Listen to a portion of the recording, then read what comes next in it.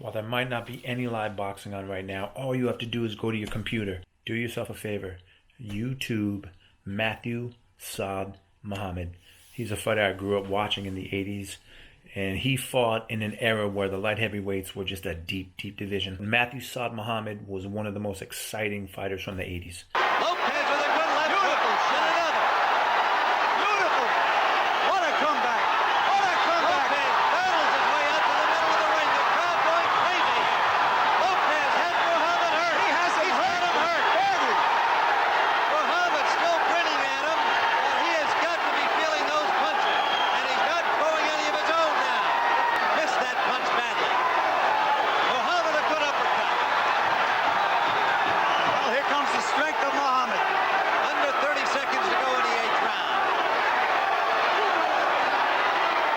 Now, Tim, he saw him fall down. That's like 5 minutes rest. Good right hand. That's it. And Matthew Saad Muhammad with a 14th round knockout of challenger Yaki Lopez has retained the WBC light heavyweight championship. In about a 2-year span, he won his title, defended it 8 times before he lost it. Was a Rocky-like figure, tough fighter from Philadelphia. Never in a dull fight. This was a feature that they did on him before he won his title against Marvin Johnson in 1979.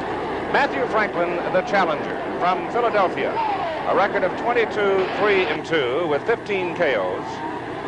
You see him in his dressing room live right now as he is preparing himself emotionally. He's already ready physically for a great opportunity in his 25th year.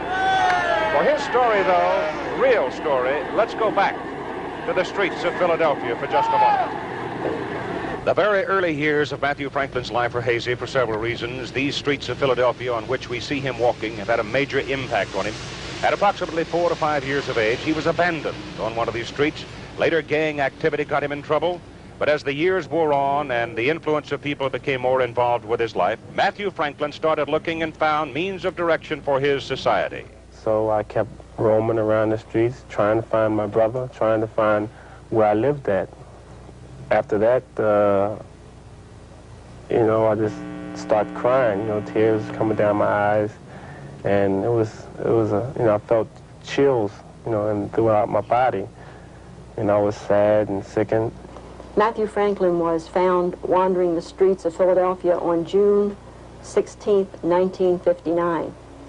It seems as if an unknown woman found Matthew. And at the time, she took me to the police station and tried to contact the people who was my parents. No one came up to, claim me. So after that, I had went to what they call foster home. Naturally, we didn't know his name, and for some reason, Matthew wasn't able to give his name. He did have a very difficult speech impediment, but he was, in a way, saying something that sounded like Matthew. So that name stayed with him, and I suppose because of Benjamin Franklin, the last name of Franklin was given to him.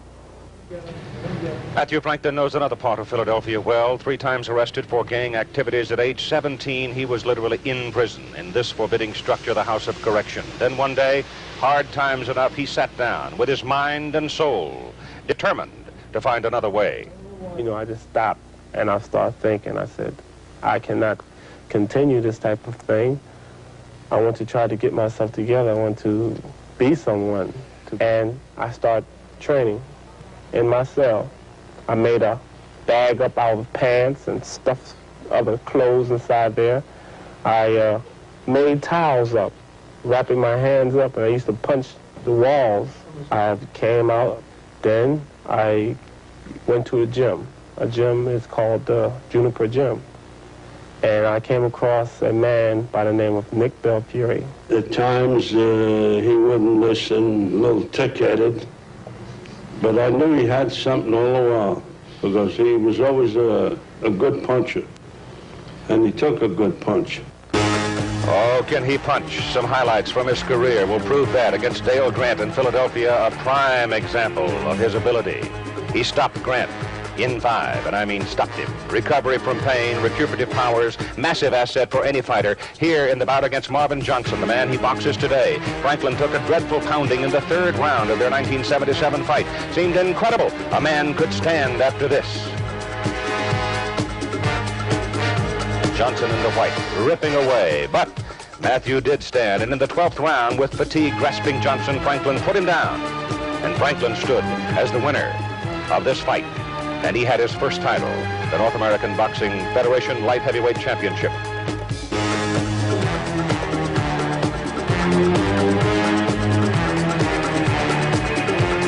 February 1978, he retained his title against tough Richie Cates in Philadelphia. In the 4th round, Cates flattens Franklin. But to have turned away would have been a mistake, for Franklin got up. And he knocked out Cates in the 6th round.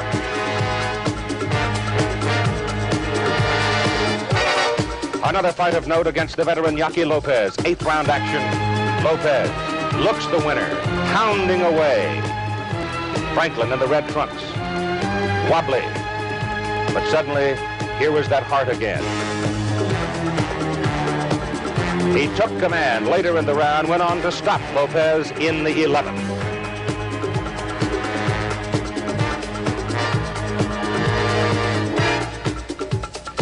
These days, he trains at Valley Forge for important fights like this WBC title opportunity, honing his body on land that has been so large in American history and such a far cry from those lonely streets which marked his early childhood memory. In the gym, he's a hard worker.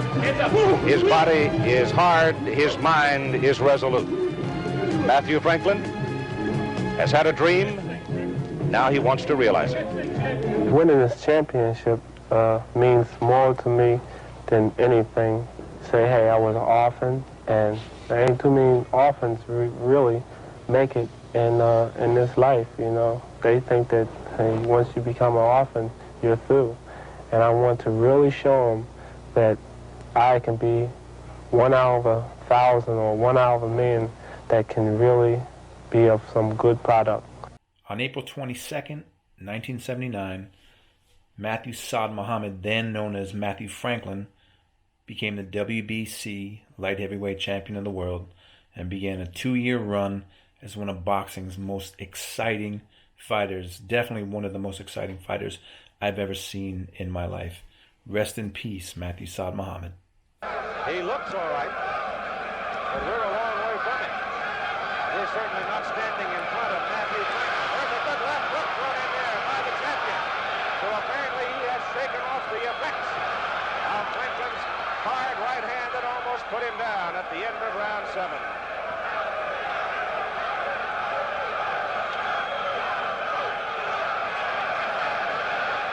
Franklin unloading, nose bleeding, hard left hook by Johnson. Franklin indomitable right now, absorbing punishment, but dishing out more at this moment than he's taking. Very bad nosebleed by Franklin. Blood all over his face. Hard left hand by Johnson. Franklin comes right back, hounds him back into the rope. Johnson looks a little weary at the moment. Another right and a left by Franklin. Blood all over his face. And Franklin standing there, flat-footed, throwing everything in his body.